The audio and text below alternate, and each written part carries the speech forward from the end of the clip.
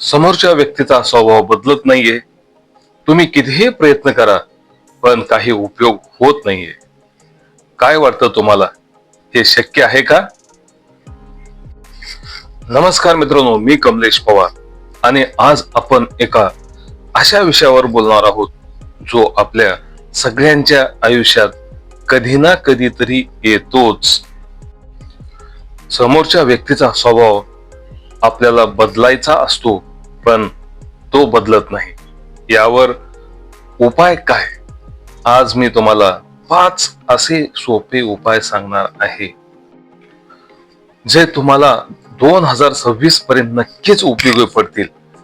हे उपाय फक्त समोरच्या व्यक्तीला समजून घेण्यासाठी नाहीत, तर स्वतःलाही अधिक सक्षम बनवण्यासाठी आहेत. चला तर मग सुरू करूया. एक पहिला आणि सर्वात महत्वाचा उपाय आहे तो म्हणजे स्वीकृती, ऍक्सेप्टन्स. स्वीकृती, ऍक्सेप्टन्स.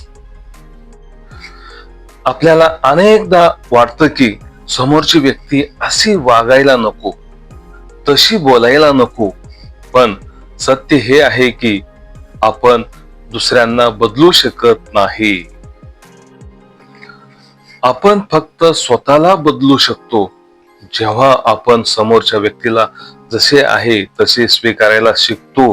तेव्हा आपलं मन शांत होतं. इथे मी हे नाही म्हणत की चुकीला पाठिंबा द्या, पण त्यांच्या वागण्यामागे त्यांची काही कारणं असू शकतात. त्यांची विचारसरणी वेगळी असू शकते. यावर विचार करा. तुम्हाला काय वाटतं, स्वीकृतीचा अर्थ काय? मित्रांनो, स्वीकृती म्हणजे हार नाही तर सामर्थ्य आहे. 2 दुसरा उपाय आहे प्रभावी संवाद म्हणजेच इफेक्टिव्ह कम्युनिकेशन. प्रभावी संवाद म्हणजे इफेक्टिव्ह कम्युनिकेशन. अनेकदा गैरसमज हे न बोलण्यामुळे किंवा चुकीचं बोलण्यामुळे वाढतात. समोरच्या व्यक्तीला काय म्हणायचं आहे हे शांतपणे ऐकून घ्या. तुमचं म्हणणं स्पष्टपणे पण आदराने मांडा. तू नेहमीच असं करतोस ऐवजी मला असं वाटतं, जेव्हा असं बोलायला शिका.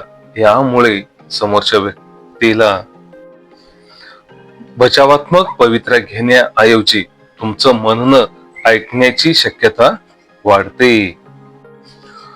तुम्ही कधी असा अनुभव घेतला आहे का जिथे एका चांगल्या संवादाने मोठी समस्या सुटली? कमेंट्स मध्ये नक्की सांगा मित्रांनो. 3 तिसरा उपाय आहे सीमा निश्चित करणे. Setting boundaries. सीमा निश्चित करणे. समोरच्या व्यक्तीचा स्वभाव तुम्हाला त्रासदायक वाटत असेल तर तुम्हाला स्वतःच्या सीमा आखणं खूप गरजेचं आहे. याचा अर्थ असा नाही की तुम्ही त्या व्यक्तीला टाळत आहात, तर तुम्ही स्वतःच्या मानसिक आणि भावनिक आरोग्याचं रक्षण करत आहात. त्यांना स्पष्टपणे सांगा की कोणतं वागणं तुम्हाला मान्य नाही आणि त्याचे परिणाम काय होतील.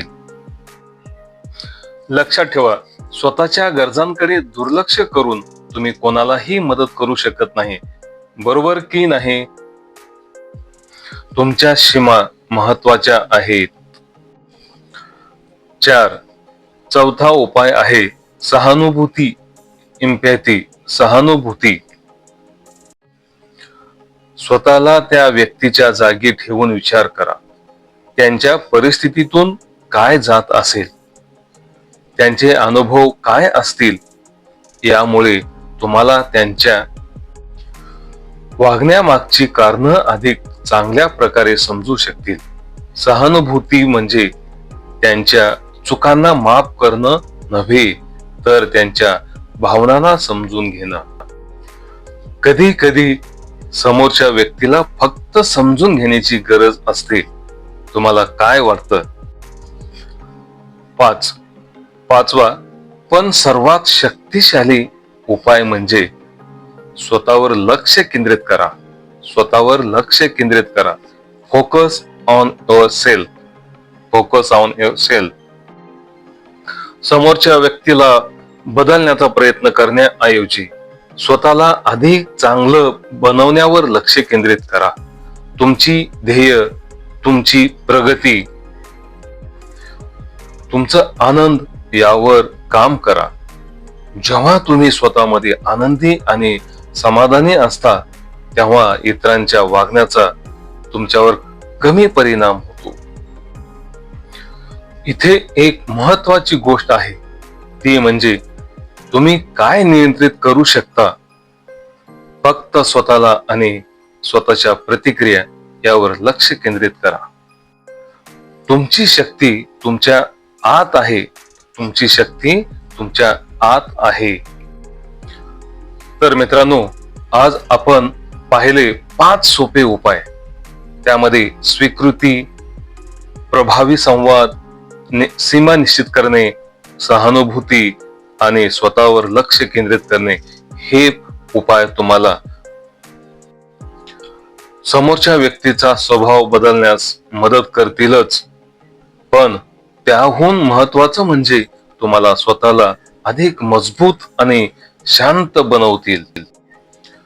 तुम्हाला यापैकी कोणता उपाय सर्वात जास्त महत्वाचा वाटतो किंवा तुम्ही अजून कोणते उपाय वापरता? खाली कमेंट्स मध्ये मला नक्की कळवा. तुमच्या अनुभवातून इतरांनाही शिकायला मिळेल. जर तुम्हाला हा व्हिडिओ आवडला असेल तर लाईक करायला विसरू नका आणि अशाच उपयुक्त माहितीसाठी चॅनलला सबस्क्राईब करा आणि बेल आयकॉन दाबा, जेणेकरून आमचा पुढचा व्हिडिओ तुम्ही चुकवणार नाही. तसेच ऑनलाईन शॉपिंग करिता डिस्क्रिप्शन बॉक्स मधील लिंकवर क्लिक करून मनसोक्त शॉपिंग करू शकता. भेटूया पुढच्या व्हिडिओमध्ये. तोपर्यंत हसत राहा, शिकत राहा आणि स्वतःची काळजी घ्या. धन्यवाद.